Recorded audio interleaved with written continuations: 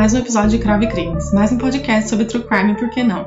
Sejam bem-vindos de volta, sempre é um prazer estar aqui com vocês. O episódio de hoje, ele vai ser um episódio ele é bem conhecido, na verdade. E eu decidi fazer esse episódio porque, em comemoração, a gente está completando o nosso 10º episódio já, o que é uma doideira, nem parece que foi ontem que eu comecei o podcast.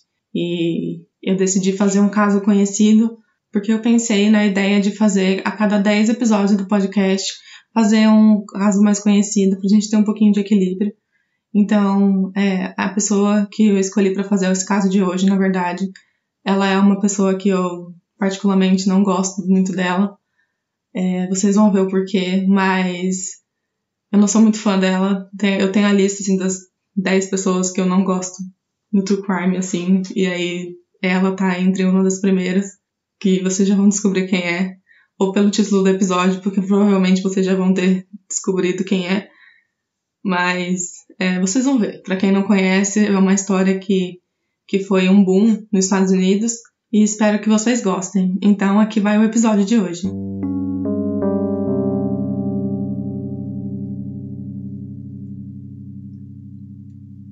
Antes de começar o episódio, gostaria de deixar alguns avisos. Iremos abordar violência e eu irei descrever um pouco sobre o que aconteceu com a nossa vítima de hoje. Então, se você não se sentir confortável, eu vou avisar na hora que eu começar a descrever, mas aqui já deixo o meu recado que a gente vai descrever um pouquinho sobre a violência que aconteceu com a nossa vítima de hoje. Então, o caso de hoje é sobre Travis Alexander. Eu decidi fazer esse caso de última hora, porque como estamos completando 10 episódios no podcast, eu achei que seria interessante, a cada 10 episódios, eu poder fazer um caso conhecido, meio que para comemorar que o podcast está crescendo. E no caso de hoje, eu decidi contar a história de Travis Alexander. Muitos já devem ter ouvido falar sobre essa história. Com certeza, vocês já devem saber quem eu estou falando. Mas antes, eu gostaria de falar um pouco da nossa vítima. Porque não é muito falado sobre ele, somente mais pra frente no tribunal, quando iremos discutir como foi feito o crime e o que aconteceu. Mas eu gostaria de buscar um pouco sobre a vida dele antes dos trágicos eventos no nosso caso de hoje. Travis Victor Alexander nasceu dia 28 de julho de 1977, um leonino do Arizona, nos Estados Unidos. É descrito que ele teve uma infância muito difícil, e de acordo com a E! Ele e seus 6 irmãos tinham pais que eram viciados em drogas, e desde pequeno eles sofriam com a mãe, que abusava deles fisicamente, e também havia os maltratos, como não ter o que comer e deixar as crianças sem a supervisão de um adulto. Quando ele tinha 10 anos de idade, ele e os seus irmãos foram morar com a sua avó, porque a agressão física e o tipo de ambiente que eles estavam dentro de casa não era nada bom para todos. Quando ele atingiu a idade adulta, ele teve uma vida normal e bem estabilizada para ele mesmo. Ele se converteu à religião mórmon e achou um emprego como vendedor e palestrante para uma companhia de serviços pré-pagos. Ele é descrito por seus amigos no livro Our Friend Travis como um homem muito bonito, carismático, empreendedor e motivacional. A religião foi algo de extrema importância em sua vida, e que mesmo que ele teve uma infância muito difícil e problemas na sua família, ele não deixou que a sua infância fosse a sombra que o impedisse de fazer coisas boas para o seu futuro. Ele foi missionário para a igreja mórmon por 2 anos. Ele ia nas casas para espalhar a palavra do Senhor. Palavras deles, não a minha. Os amigos dele descrevem que ele usou as experiências ruins para impulsioná-lo para uma vida de sucesso e de abundância. Acho muito importante sempre procurar sobre as vítimas, porque pouco se não falado sobre elas.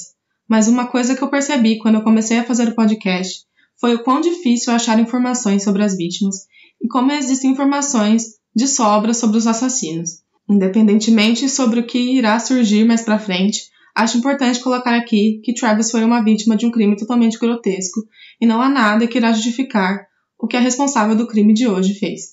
E foram assim que os eventos do caso de hoje aconteceram. Mimi, ou Michelle, uma amiga de Travis, estava empolgada para ir para Cancún com Travis.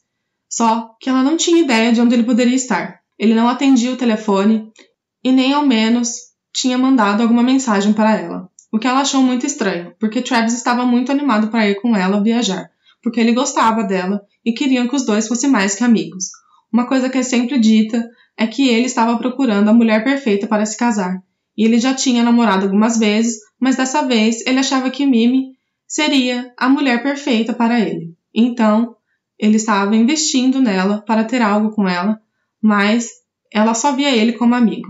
Só que já tinham se passado 5 dias desde que ela estava se preparando e nada de Travis dar o sinal de vida, e com certeza a deixou bastante preocupada.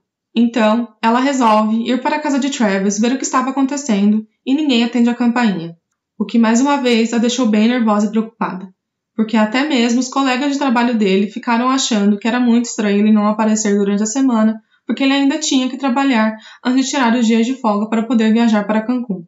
Ela liga para os amigos de Travis e explica a situação, e eles acham aquilo muito estranho.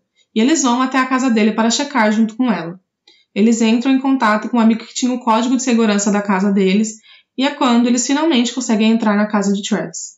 De primeira, assim que eles entram na casa dele, eles percebem um cheiro muito forte vindo do quarto dele. Mas eles acharam que era o cachorro dele, que estava muito tempo trancado em casa. O que vamos lá, crianças? Quando você sentir um odor muito forte e uma pessoa estiver desaparecida por algum tempo, te garanto que não vai ser o cachorro que vai estar exalando o cheiro forte. Eles vão até o quarto de Travis, mas a porta está trancada. Então, eles vão para o quarto do amigo de Travis que morava com ele. Ele estava assistindo um filme e disse que não tinha ouvido a porta. Eles perguntam onde ele poderia estar. O amigo diz que ele achava que ele já tinha ido para Cancún, mas isso seria apenas o dia posterior ao dia que eles estavam procurando por Travis. Então, eles percebem que os amigos que moravam com Travis não tinham visto ele fazia uma semana e que eles só acharam que era um odor forte estava vindo do quarto dele, que provavelmente era do cachorro dele. E então, assim que eles percebem que alguma coisa estava de errado, o amigo que morava com Travis vai pegar a chave de reserva do quarto dele e vai até o quarto, e é quando, infelizmente, eles conseguem descobrir o real motivo do odor forte. A cena que irei escrever para vocês não será fácil de contar, porque era uma cena de crime bem sangrenta. O quarto de Travis estava com sangue por toda parte. Eles seguem um rastro de sangue e é quando eles descobrem Travis Alexander morto no chão do banheiro. E é quando a polícia é acionada, porque um trágico e terrível assassinato tinha acontecido na casa deles. A ligação para emergência é possível ouvir que Mimi diz que eles não ouviram falar de Travis fazia um tempo e eles tinham acabado de achar seu amigo morto no quarto deles. E uma coisa que um documentário sobre o caso traz é uma entrevista com um amigo e colega dele, de trabalho, e a primeira coisa que ele pensou foi que o amigo não tinha tendências suicidas e nem andava depressivo nos últimos tempos, então não poderia ser um suicídio. Muito menos ter um problema no coração, porque Travis era um homem de apenas 30 anos de idade que era muito saudável. O que levaram eles a pensar, na verdade, quem poderia ter matado Travis Alexander tão brutalmente, e por qual motivo teria por trás disso. Na cena do crime, como eu já comentei, tinha sangue por toda parte, tanto no quarto quanto no banheiro. E seja lá quem for que cometeu esse crime, não limpou a cena do crime. Então, tinha impressões digitais e fios de cabelo por toda parte, o que com certeza iria facilitar muito a vida dos investigadores. Além disso, eles encontraram uma bala no chão, mostrando que o corpo não tinha mostrado à primeira vista de que uma das coisas que foram utilizadas para matar Travis foi uma arma. E pelo que parecia, a pessoa que tinha feito isso com Travis queria limpar um pouco de sangue dele, e por isso ele estaria no banheiro. Outra coisa que os policiais perceberam na cena do crime foi que não havia nenhum arrombamento ou alguma coisa que indicasse que alguém tinha entrado para roubar Travis e que tenha sido um latrocínio. Pelo que parecia, era alguém que conhecia muito bem a casa dele e que foi convidado por ele para entrar tanto no quarto dele quanto na casa. E os policiais acharam uma coisa que é uma grande pista para o caso. Dentro da máquina de lavar havia uma câmera. Isso mesmo. A pessoa que tinha feito algo com Travis quis, de certa forma, fazer com que a câmera estragasse para que os policiais não tivessem acesso a ela. Mais uma coisa que a pessoa não pensou muito bem, e é o que eles não tiraram o cartão de memória da câmera, fazendo tudo que estava na câmera ainda estivesse intacto. E lógico que no começo a primeira pergunta que deve surgir na sua cabeça é como que tinham 2 amigos que moravam com ele e ninguém tinha percebido o odor forte vindo do quarto dele. E é uma coisa que também vem na minha cabeça, porque quando eu ouvi o caso pela primeira vez, eu já trabalhei em um banco de cérebros e eu conheço o cheiro de decomposição. É um cheiro bem característico e único, e é impossível de não sentir. Mas eles falam que eles acharam que poderia ter sido roupas muito sujas ou o cachorro de Travis que estava na casa deles, ou qualquer coisa, menos que Travis estava morto no quarto dele faziam mais de 5 dias. O que é compreensível, mas ao mesmo tempo muito estranho, eles não terem nem ao menos ido checar para saber de onde estava vindo esse odor tão forte. Mas eles falam que eles eram 3 homens morando em uma casa e que eles não iriam pensar em averiguar se eles estavam sentindo alguma coisa estranha. Porém, os dois tinham álibis que eram confiáveis, então eles foram descartados como os suspeitos do assassinato de Travis Alexander. Uma coisa que eu deixei para falar, quando fosse necessário, era que Travis não era tão rígido assim quando se tratava de sua religião, principalmente consigo mesmo. Os Mormons têm um voto de castidade, e Travis é descrito como uma pessoa muito sexualmente ativa, o que quebra uma das normas de ser um Mormon. É dito que ele tinha um conflito muito grande consigo mesmo em relação a isso, principalmente com sua religião, e que ele gostava de ser o solteiro bem-sucedido que tinha uma casa e um emprego que ele pagava muito bem. Então ele sempre estava namorando e conhecendo novas mulheres, sempre buscando encontrar a mulher perfeita que pudesse fazer ele parar de namorar por aí e ter um relacionamento sério e duradouro com alguém. E é quando ele conhece Jodi Ann Arias, nascida dia 9 de julho de 1980, uma canceriana da Califórnia, nos Estados Unidos. Ela vem de uma família boa, mas é reportado num documentário sobre o caso de hoje que ela não tinha um bom relacionamento com seus pais. E quando ela era adolescente, ela começou a ter problemas na escola, suas notas começaram a cair, e na 6ª série ela foi pega usando maconha e os pais chamaram a polícia. Então, os pais dela dizem que elas sempre falavam que ela teve uma infância muito difícil e que os pais sempre foram muito rígidos com ela. Mas os pais dela falam que eles só queriam o bem dela e o incidente com a maconha foi o fim da liberdade que ela teve de esconder tudo dos pais. Ela sempre foi uma mulher muito inteligente e saiu de casa muito cedo por não acertar as regras que os pais colocavam em casa. Eles se conheceram, então, em setembro de 2006, em uma das conferências que Travis trabalhava em Las Vegas, e dizem que foi amor à primeira vista. E é reportado que Travis chega a dizer para os colegas que ele tinha achado a mulher que ele iria chamar de esposa. Ele chegou a mandar uma mensagem para um dos colegas dizendo: "Passei de intrigado por ela a interessado nela. É me importar profundamente por ela e perceber o quão sortudo seria tê-la como parte da minha vida para sempre. Ela é maravilhosa. Não é difícil ver que quem conquistar Jodi, seja eu ou outra pessoa, vai ganhar na loteria. Só que digamos que Jodi não era tão incrível assim. Ela tinha um namorado quando eles se conheceram, e antes do relacionamento de ter com Travis, ela terminou com esse namorado, e eles estavam juntos faziam 4 anos, e eles até mesmo moravam juntos. Mas Jodi ficou tão encantada por Travis que decidiu terminar seu relacionamento de anos por ele. E mesmo que eles moravam longe um do outro, o relacionamento dos dois começou somente em setembro de 2007. Foi uma relação muito forte que parecia ser muito duradoura.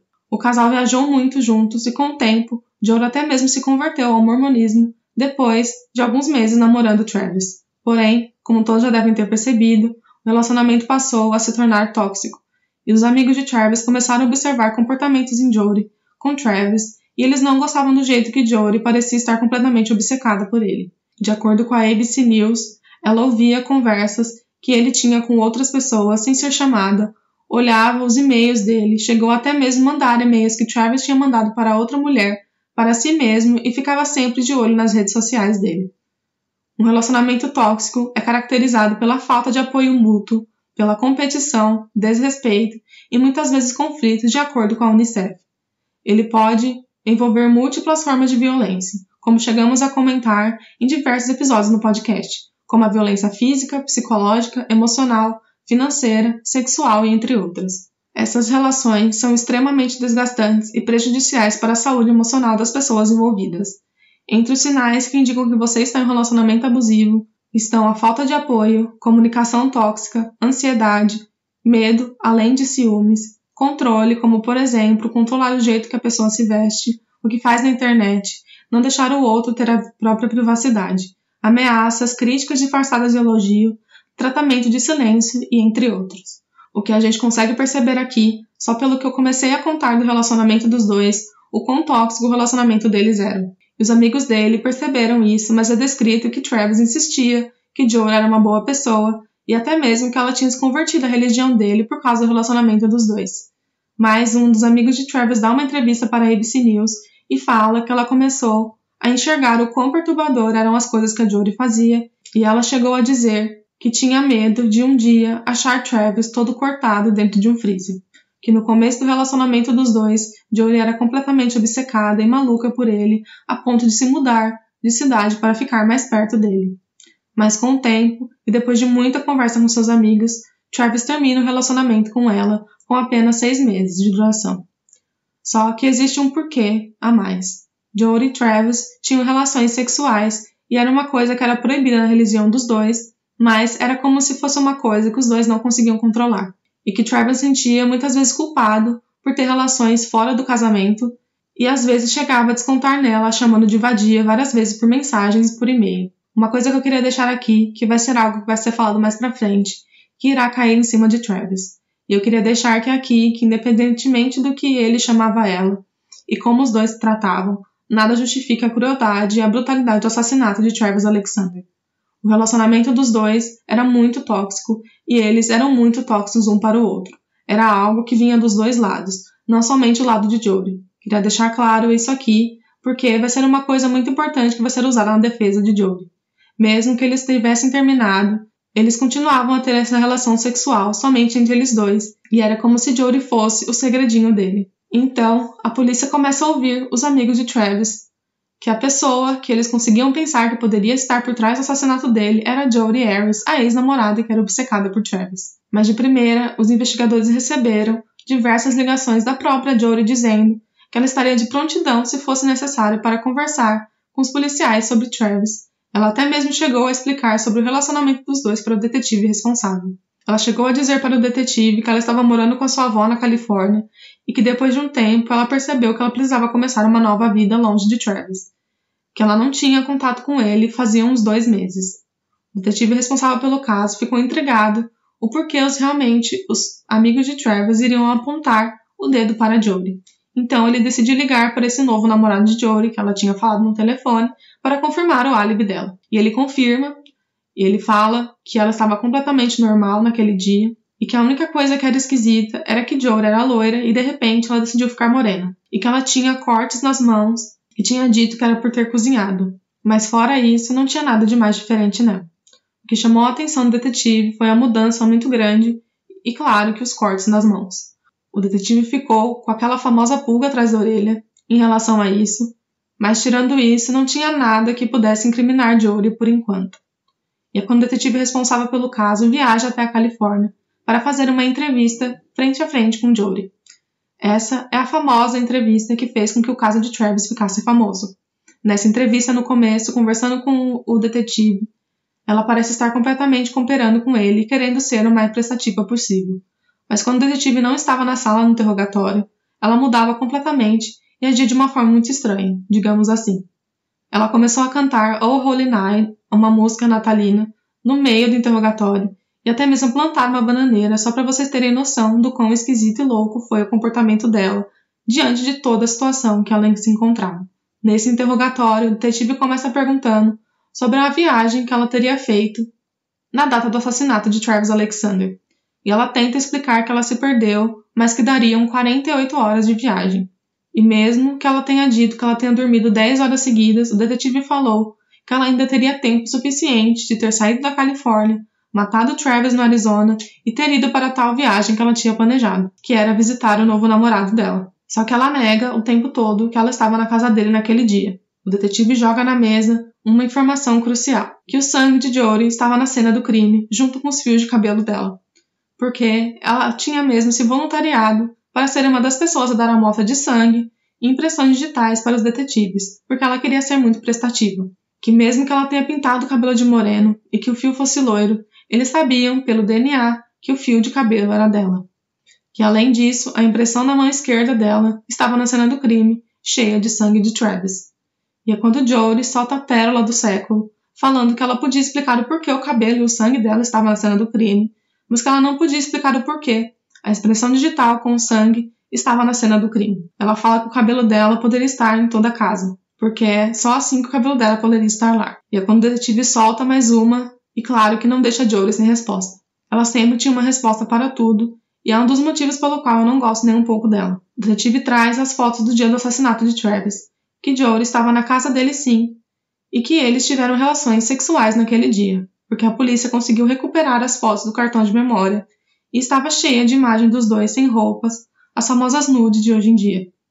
E eu acho que vocês devem estar pensando que ela não teria como contestar essas evidências, Mas estamos falando de Jodi Arias, e é lógico que ela fala que parecia ser ela nas fotos sim, mas que ela nega saber alguma coisa ou que ela tenha feito alguma coisa com Travis. Então o detetive traz mais uma coisa, e mesmo assim ela continua contestando, que é quando Jodi estava assassinando Travis, a câmera tirou fotos acidentalmente.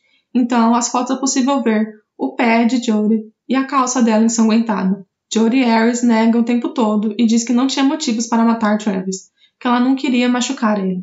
Mas o detetive não conseguiu fazer com que ela falasse mais alguma coisa, e então ele prende Jodi pelo assassinato de Travis Alexander mesmo assim. E mais uma coisa bizarra, além do comportamento dela dentro da sala de interrogatório, é que ela pergunta se ela pode se limpar e se arrumar antes de tirar a famosa foto, antes de ser presa.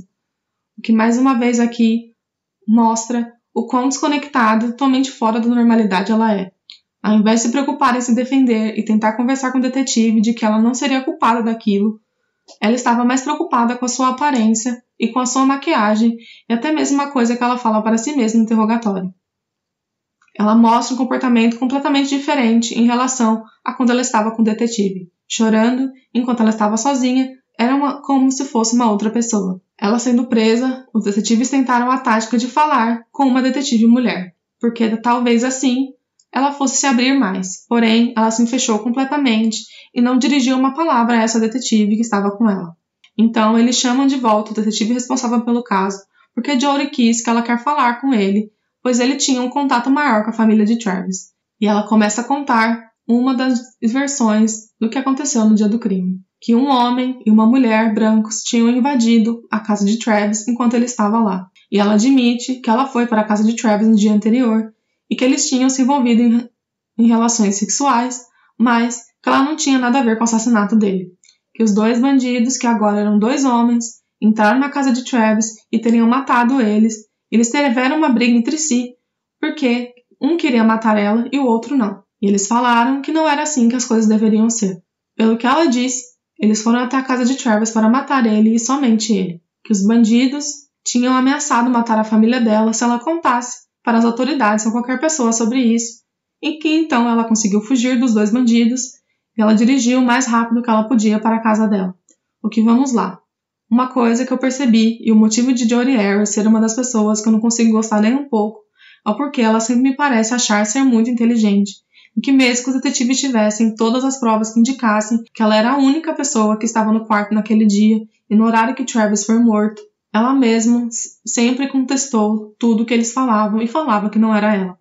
Jodi estava mais preocupada em sair bonita nas fotos e dar diversas entrevistas para a televisão, falando que ela não tinha nada a ver com isso, e que ela tinha certeza que ela conseguiria provar isso. Além de falar com Jodi, os policiais falaram também com os pais dela. E eles falam que ela disse para eles que talvez ela iria ser culpada de alguma coisa que ela não fez. E ela não disse o que era para eles, porque eles acharam muito estranho o comportamento dela. Porém, é claro que a polícia não acredita nessa história inventada de Jodi, e ela é acusada de homicídio doloso, aquele que há a intenção de matar, e ela poderia pegar uma sentença de prisão perpétua ou até mesmo a sentença de morte. Mas mesmo assim, Jodi não quis mudar seu testemunho. O procurador de justiça responsável pelo caso começou a estudar o caso, que ele seria responsável, e ele começou a montar o quebra-cabeça. Então, a descrição do que eu vou dizer para vocês agora é a versão que o procurador que ficou responsável pelo caso de Jodi conseguiu investigar. Ele acredita que Jodi tinha planejado o assassinato de Travis Alexander, que o crime foi baseado em ciúmes porque Travis iria para Cancún com outra mulher ao invés dela, que ele tinha convidado ela antes, mas ele tinha retirado o convite porque ele realmente queria ir e investir em ter algo mais sério com Mimi, aquela que comentamos no começo do episódio, que eles teriam feito sexo, e foi quando Jodi distraiu ele tirando fotos, tomando banho, que ela pega a arma e atira na cabeça dele. E depois, ela teria pegado a faca e ela deu 27 facadas nele, quase praticamente o decapitando. Jodi nega todas as acusações e usa o fato da mídia ter ficado interessada no caso de Travis para poder fazer diversas entrevistas para a mídia. Ela até mesmo chegou a dizer que um júri nunca iria condenar ela por isso, que ela era o pior pesadelo de todos os advogados de defesa, porque ela estava dando entrevista para todos os lugares que pediam para ela dar entrevista. Ela estava falando com todos os jornais possíveis. Jodi Arias com certeza amava a atenção que ela estava ganhando, sem contar que ela estava presa em custódia por acusação de um homicídio doloso. Só que aqui vamos entrar um pouco na estratégia de cada lado para entendermos o caso de Travis Alexander. No lado da defesa, o que é interessante é que o documentário que eu assisti sobre o caso entrevista o advogado de defesa de Jodi. E ele fala que era uma pessoa extremamente difícil de lidar e que os encontros que ele teve com ela foram muito esquisitos, com pedidos totalmente fora do normal. Como, por exemplo, ela pediu para que o advogado de defesa dela pudesse cuidar do gato dela enquanto ela estava presa. O que mostra aqui o quão ela estava certa que ela não iria ser acusada de nada e que nenhum júri iria condená-la pelo assassinato do seu ex-namorado. Ela começou a contar para o seu advogado sobre como era o relacionamento dos dois. E é algo que eu quero falar isso com calma e poder contar para vocês os dois lados da moeda. Porque esse assunto é muito delicado e, como podemos ver, a relação dos dois era tóxica nos dois lados da moeda. Tanto no lado de Jodi quanto no lado de Travis. Jodi acusava ele de ser violento com ela, que ele abusava dela fisicamente e sexualmente e que ele era um pedófilo. E é quando Jodi abandona a versão de que os dois bandidos tinham entrado na casa dele e agora ela fala que ela estava na casa de Travis sim e que ela tinha sido a pessoa que tinha matado o Travis e agora era por legítima defesa. A história que Jodi conta é que enquanto ela tirava foto de Travis no banheiro, ela acabou deixando a câmera dele cair no chão, o que gerou uma briga física entre os dois. E ela diz que Travis a ameaçou de morte e isso fez com que ela pegasse a arma e falasse para ele não se aproximar. E claro que a defesa colocou a vítima em julgamento também com isso, porque as atitudes de Travis acabaram vindo à tona no julgamento. O que é sempre um golpe muito baixo da defesa é usar a vítima que não está mais presente para se defender contra ele mesmo. Já no lado da acusação, como chegamos a comentar, eles usaram o fato de Jodi saber que Travis ia para Cancún com outra mulher e por ela estar na casa dele para ir matar ele. A procuradoria tinha um caso muito forte contra Jodi. A violência e a brutalidade que ela usou contra ele era uma coisa que não dava para descartar. Ela esfaqueou ele 27 vezes, quase o decapitando, e ainda por cima deu um tiro em sua cabeça, sem contar o fato de que ela mentiu desde o começo, sempre que tinha alguém diferente. Perguntava sobre ela sobre o que tinha acontecido, ela inventava e contava uma história completamente diferente. A acusação trouxe diversas pessoas que foram presentes na vida de Travis, tanto na vida amorosa quanto no cotidiano, tentando restabelecer para o júri a reputação dele. Mimi, a mulher que estava com ele e queria ir para Cancún com ele e que ele estava interessado, foi uma delas. Ela afirma que Travis nunca tentou nada com ela no âmbito sexual e que ele sempre foi muito respeitoso nas vezes que os dois saíram para o encontro juntos. Que mesmo que ela tivesse estabelecido que seria melhor que os dois fossem apenas amigos, ele sempre foi muito respeitoso.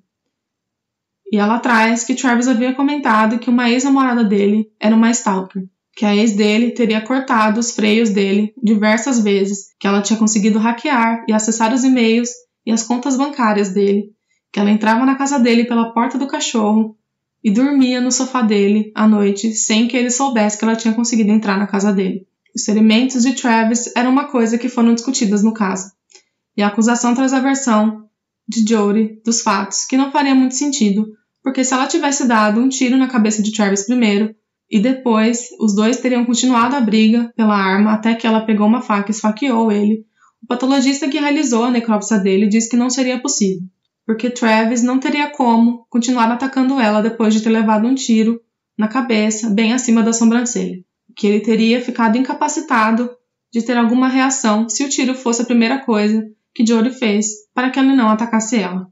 Porém, a defesa conseguiu uma coisa que, mesmo que eu conheça a área, saber que não é possível você atirar uma pessoa na posição que ela atirou e não ter danificado o cérebro, mas a justiça utiliza esse argumento de que o corpo estava já em um estado muito avançado de decomposição devido ao tempo que demoraram para achar o corpo dele, o cérebro estava se decompondo e não foi possível ver as lesões causadas pela bala, o que de certa forma foi um furo na argumentação da acusação, pois o patologista não tinha como confirmar cientificamente que a bala tinha incapacitado ele.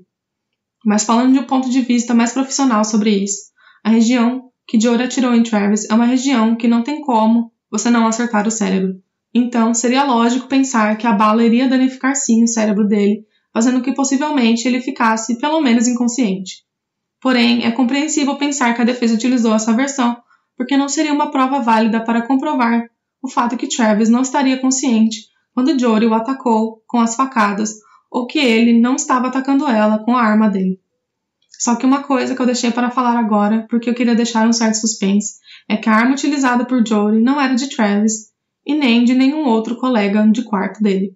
E sim, a arma era supostamente do avô de Jodie, que tinha sido roubado uma semana antes que Travis foi encontrado morto. E mais uma coisa é que a arma é do mesmo calibre que a arma que foi utilizada para atirar em Travis. O que eu acho que coloca ela um pouco em maus lençóis, mas quem sou eu na fila do pão, né? Além da polícia nunca conseguir recuperar a arma do crime para confirmar, eles nunca conseguiram provar que a arma do avô de Jodie seria a mesma a arma do crime. A defesa trouxe um homem que não quis ser identificado, e eu não quis colocar o nome dele aqui porque não acho que é necessário. Ele trouxe uma parte importante para o caso de Jodie. Ele trouxe que ela era uma menina normal antes de conhecer Travis, que ela namorava o filho dele e que tudo na vida dela era normal até que Travis apareceu em sua vida. Só que a acusação foi muito boa e eles utilizaram a testemunha que era a favor de Jodie para trazer uma informação importante para o caso. Ela pediu para esse ex-sogro dela 2 galões de gasolina para que ela não precisasse parar no meio do caminho para abastecer. Assim, se imagina que ela, de certa forma, tinha intenção de fazer algo e não deixar rastros onde ela passava, porque ela não pararia para abastecer o carro, por exemplo. E ela foi até a casa desse ex-sogro buscar os galões dias antes do assassinato de Travis, o que deixa as coisas mais complicadas ainda para Jodie. A mídia, como eu disse, caiu em cima dessa história e esse julgamento foi um dos mais esperados por todos, porque tudo que deixava o público chocado. Tinha sexo, tinha 2 jovens bonitos, religiosos, que viviam um momento secreto de, entre aspas, perdição entre si. Então, o circo estava montado e foi um julgamento mais acompanhado nos Estados Unidos. Foi no dia 2 de janeiro de 2013, 5 anos após a morte de Travis Alexander. Uma coisa que a defesa trouxe foi que uma ex-namorada de Travis. E eles perguntam para ela sobre o passado dos dois e sobre como Travis, em diversos momentos íntimos entre os dois. Ela diz que ele era um pouco agressivo com ela e nem um pouco respeitável. Que ela escreveu e-mails para Travis falando que ele deveria falar menos sobre sexo, mas que ele continuou mesmo assim, não respeitando os limites que ela tinha colocado para ele. Só que uma coisa que essa ex-namorada traz é que Travis estava com ela quando ela conheceu Jodie, que ele acabou traindo essa namorada com Jodie. Então, além de estar em um relacionamento, como eu comentei no começo, Travis também estava em um. E essas coisas não terminaram da melhor forma entre os dois. Então, ela até mesmo fala que os comentários dela não foram justos com ele, porque ela disse que ela era ingênua na época e não entendia muito sobre a relação entre um homem e uma mulher. Queria deixar claro aqui que essas são as palavras dela e não as minhas, ou de algum advogado. Ela mesma afirma que teve um incidente, que ele teve uma ereção enquanto eles estavam se beijando e que ela na época achou que ele deveria ter controlado e não porque era uma reação natural do corpo dele. E assim vem a parte que eu acho que ninguém esperava, quando Jodie sobe para dar seu depoimento. Geralmente os acusados em um crime tão bárbaro como esse não se aventuram em tentar dar o depoimento porque nunca é uma recomendação dos seus advogados. Mas é lógico que Jodie Harris queria falar em seu julgamento.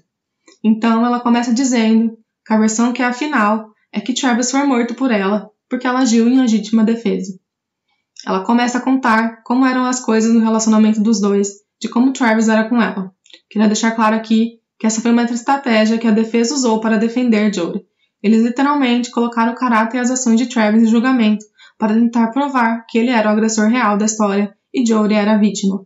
Jodie conta que eles tiveram relações sexuais e que no começo, no relacionamento dos dois, Travis forçava ela a fazer sexo sem autorização dela. Então, para provar que ele sempre insinuava sexo para ela e que ele era realmente ativo na relação, eles usaram mensagens e e-mails que trocavam entre si para que o júri pudesse ver o comportamento dele em relação a ela. Travis a chamava de vadia diversas vezes, em diversas mensagens, e dizia que ela era somente dele para o propósito de satisfazer ele sexualmente do jeito que ele desejava. E Jodie se mostrava bem envergonhada na frente de todos por ter a sua vida sexual exposta no júri. Como nós já podemos perceber, o relacionamento dos dois não era algo saudável, e nem um pouco bom para os dois lados. Travis a tratava mal, e isso não tem como contestar, porque evidências provam que ele a tratava como se ela fosse uma escrava sexual dele, e que ela tinha que satisfazer os desejos dele. Mas, na minha opinião, era uma coisa mútua entre os dois. E eu não estou justificando o comportamento dele, porque é errado e é nojento de se ouvir. Não quis entrar muito em detalhes, porque é uma coisa muito gráfica, e eu não tenho nem coragem de dizer o que ele chegou a chamar ela, porque é demais, E eu não quero tornar aqui uma descrição de todas as ações sexuais que eles tiveram, mas para quem tiver curiosidade, tenho certeza que existem diversos lugares que vocês podem assistir e ouvir o testemunho de Jodie e o que a defesa trouxe para o tribunal. Uma coisa que eu preciso dizer aqui é que a defesa usou para mudar a perspectiva de todos de Travis. É que eu não sei se vocês vão lembrar, mas eu falei que a defesa quis colocar Travis como um pedófilo. Que Jodie uma vez o pegou vendo pornografia infantil. De que ele tinha interesse em crianças e que ele era um pedófilo. Mas isso nunca foi comprovado com provas físicas. E isso foi somente a defesa os utilizou para denegrir a imagem de Travis para o corpo de jurados.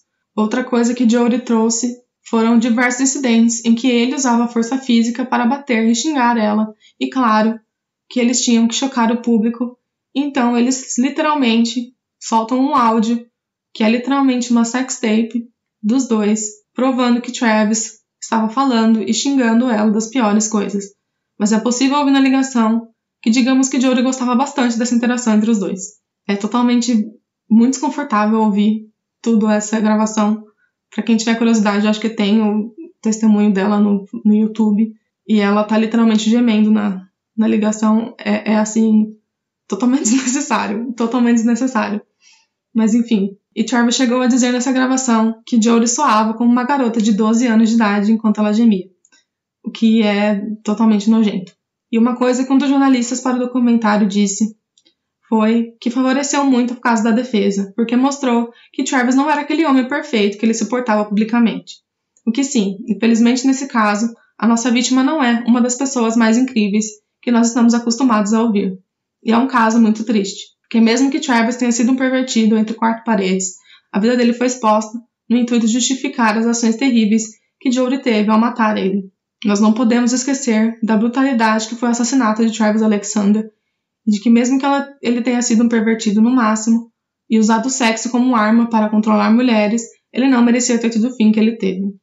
Eu acho que esse caso mostra um típico dilema como sociedade e colocamos que todos devem ser santos e não.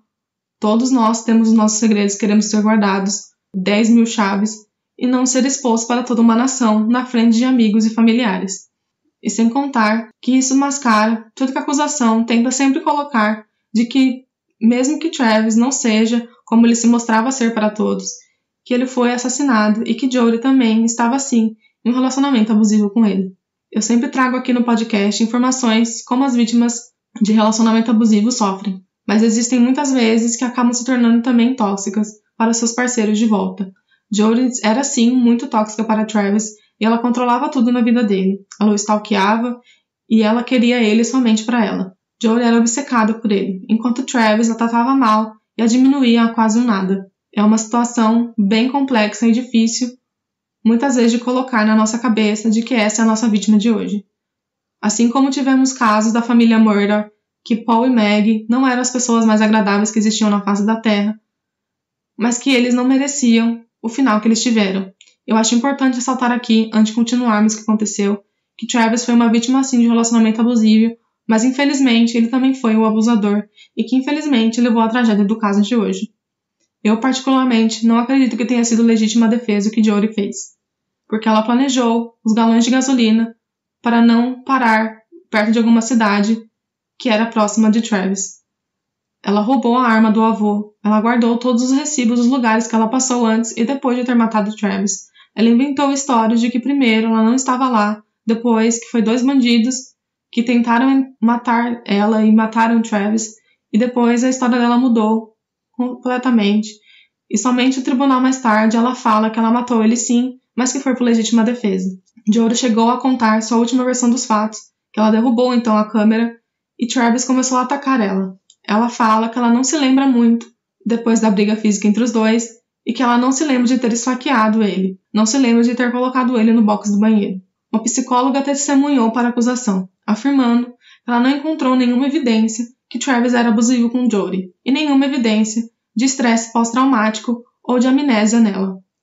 Além disso, a perda total da memória dela por longos períodos de tempo era inconsistente com a amnésia traumática associada ao transtorno de estresse pós-traumático, que se manifesta com lacunas muito mais curtas na memória. Em vez disso, a psicóloga disse que Jodie sofria de um transtorno de personalidade limítrofe, mostrando que ela tinha sinais de imaturidade e um senso de identidade sensível. As pessoas que sofrem esse tipo de transtorno têm a sensação de estar se sentindo abandonada pelos outros. Jory alegou que foi vítima de abuso frequente da mão de seus pais desde que ela tinha 7 anos de idade. Ela alegou ainda que as coisas se tornaram prejudiciais e voláteis em casa quando ela saiu de casa no último ano do ensino médio depois de desistir. Ela foi morar com o namorado mais velho, por exemplo. Seus pais nunca falaram publicamente sobre as acusações, embora tenham comparecido ao julgamento da filha. Apesar da decisão de não comentar sobre as alegações que Jory fez sobre uma infância abusiva, seus pais falaram sobre os problemas de saúde dela, principalmente psicológico, e que eles começaram a dizer que era esclarecedor algumas coisas que ela disse no tribunal. Só que uma coisa que apareceu no tribunal foi o diário de Jory, que ela tinha por muito tempo e ela nunca escreveu nada sobre Travis bater nela, sobre ele ser um pedófilo, nada de ruim sobre ele. Muito pelo contrário. Ela sempre falava coisas positivas dele, de como ela amava ele. Jory disse que não gostava de escrever nada negativo em seu diário. Então tá, né, Jory? Porém, nesse diário, ela escreve tudo. Até mesmo quando ela supostamente descobriu a morte de Travis e que é uma coisa negativa.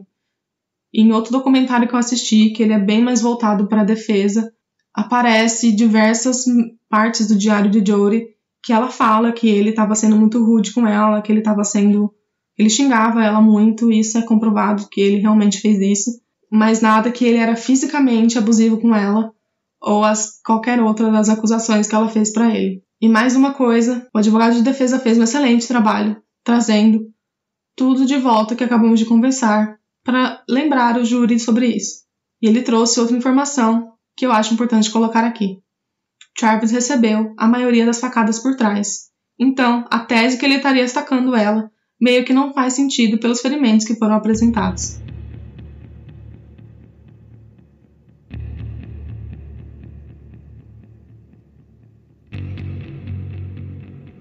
O júri deliberou por 4 dias e Jory foi considerada culpada de homicídio doloso, aquele que há a intenção de matar. Todos os jurados concordaram que Jory premeditou o ataque a Travis e a coloca como candidata à pena de morte ou prisão perpétua. Então, Jory fez o que ninguém nunca mais fez antes. Ela foi em um programa de TV dar uma entrevista logo após ter sido considerada como culpada. Sim, ela fez isso. Na entrevista que ela deu, ela falou que foi inesperado o fato dela ter sido considerada culpada e fala que não foi premeditação da parte dela, que ela não tinha planejado matar Travis. E chegou a dizer que ela preferia ser condenada à morte do que ficar a vida toda presa na cadeia. Que ela acreditava que a morte era a liberdade máxima que alguém poderia ter e que então ela prefere ter essa liberdade do que ser presa pelo resto da vida. Então, depois de 2 semanas após ser condenada, o mesmo corpo de jurados iria determinar a sentença de Jory Harris. Os irmãos de Travis deram seus depoimentos pedindo para que o juiz desse a pena máxima para assassino de seu irmão.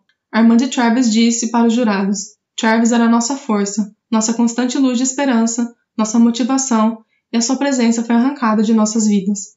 Eles falam em depoimentos que a avó de Travis, aquela que cuidou deles quando eles saíram da casa da mãe, acabou falecendo um pouco depois dele ter sido assassinado. Eles falaram que ela não aguentou ter que perder o neto que ela cuidou tanto para criar. Jory também dá seu depoimento para os jurados e fala que ela mentiu quando teve a oportunidade de falar na televisão. E ela nunca teve a intenção de manter a reputação dele ou o nome de Travis, que ela queria apenas contar o que tinha acontecido com ela, qual era a sua experiência em ter um relacionamento com ele. E o pior de tudo, ela puxa uma camiseta e fala que ela queria ajudar as vítimas de violência doméstica, que ela tinha feito uma camiseta, que todas as vendas que ela iria produzir iriam para uma organização de caridade para essas vítimas. Os jornalistas que fazem parte do documentário falam que aquela não foi uma boa ideia porque ninguém ali acreditava mais no que ela falava. Foi, de certa forma, uma afronta à decisão dos jurados. Só que uma coisa que ela faz é que ela clama por sua vida. Ela pede para que o júri não mande ela para uma sentença de morte por causa de sua família. Que ela não quer que sua família se machuque mais ainda do que ela já tinha machucado. E com isso, a deliberação da sentença de Jory Harris durou 3 dias. E na votação, votaram 8 para que ela tivesse sentença de morte e 4 para que ela tivesse a prisão perpétua. Então, nos Estados Unidos, quando o corpo de jurados não é unânime na decisão da sentença, o juiz não tem outra opção a não ser anular o julgamento para que todos os jurados pudessem chegar a uma sentença unânime. Então, apenas 1 ano e meio depois do que houve, aconteceu um outro julgamento para a determinação da sentença de Jodi. O que a acusação teve que fazer tudo de novo era provar para esse novo corpo de jurados o que ela fez era digno de uma sentença de morte, que era o que a família de Travis desejava. Só que mais uma vez houve anulação do julgamento, porque 11-1 a sentença de morte. Então a juíza responsável pelo caso decidiu sentenciar Jodi à prisão perpétua sem chance de sair incondicional. A Associated Press disse que o caso foi um circo e um trem em fuga e disse que o caso se tornou uma sensação mundial à medida que milhares de pessoas acompanharam o julgamento ao vivo. Eles acrescentaram que o julgamento obteve uma cobertura diária de redes de notícia e gerou uma indústria virtual de talk shows. No tribunal, todo o caso se transformou em um espetáculo circense, atraindo diversas pessoas todos os dias ao tribunal enquanto eles faziam fila para ter a chance de conseguir apenas alguns lugares abertos para o público na galeria. Foi como uma mistura de ciúme, religião, assassinato e sexo. O caso de Jodi Arias se mostrou ser o que acontece com o sistema vira um entretenimento. Ela foi movida bastante pelo sistema prisional de Arizona. Jodi começou em um complexo prisional no estado de Arizona, onde as gravações que foram vazadas revelaram que ela estava recebendo muito amor atrás das grades.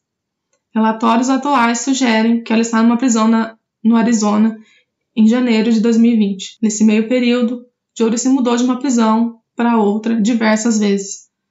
Relatórios sugerem que Jodi faz esboços e ilustrações atrás das grades que estão disponíveis à venda online. Eu nem quis pesquisar porque, enfim, já falei que eu não gosto dela. Ela viu uma oportunidade quando o promotor, em seu caso, foi acusado de várias violações éticas. No entanto, em março de 2020, o tribunal decidiu que Jodi permaneceria por trás das grades. Na decisão do juiz, ele declarou: Jodi Arias foi condenada com base na evidência esmagadora de sua culpa, não como resultado da má conduta do Ministério Público. Ela não tem o direito de um novo julgamento porque não há probabilidade razoável de que a má conduta afetou o veredito do júri. A evidência esmagadora da culpa dela, conforme refletida por meio da própria admissão e conforme claramente estabelecido nos registros dos nossos processos, não seria permitido qualquer jurado razoável a absolvesse. Pelos relatos feitos pelos colegas de cela, Jodi não é muito amada na prisão. Ela foi acusada de obter favores dos guardas porque Jodi estava sempre em cima deles. Eu geralmente gosto de procurar instituições de caridade ou doações de famílias de vítima porque eu acredito que seja um bom jeito de homenagear as vítimas e trazer uma coisa boa em relação a casos trágicos.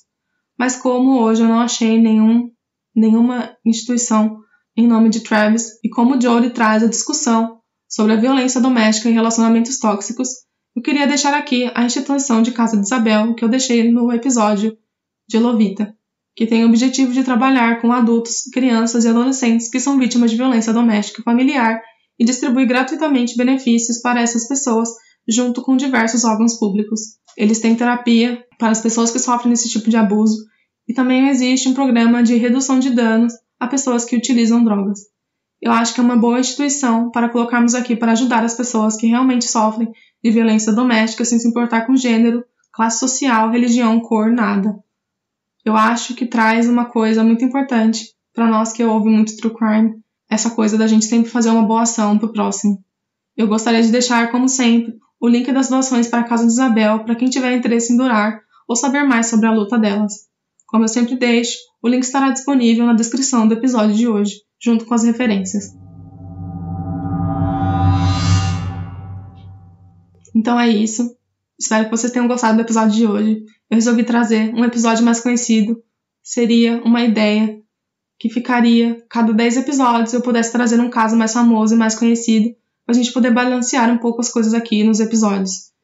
Me falem se vocês gostaram desse tipo de episódio e querem que eu faça mais episódios mais conhecidos, porque assim eu tenho uma ideia do que o pessoal que ouve o podcast gosta e do que eu posso continuar trazendo, se vocês gostam de casos menos conhecidos. Queria agradecer mais uma vez a todos que escutam o podcast. Isso me deixa muito feliz e me motiva muito a continuar fazendo isso. A gente já atingiu nossas 350 reproduções, o que mais uma vez, olha eu dizendo que é uma loucura de novo, mas eu gostaria de agradecer muito a todos que escutam. E a gente tem as nossas redes sociais, a gente está no Instagram, no Twitter, é @cravosecrimes, com E.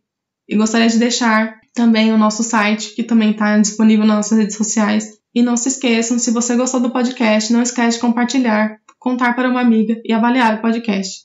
Isso ajuda muito o podcast a crescer. E nós também temos a solicitação de casos que está disponível também na descrição do episódio. Então, mais uma vez, muito obrigada a todos que escutam, se cuidem e até a próxima. Cravos e Crimes é um podcast gravado, escrito, produzido e editado por mim, Gabriela.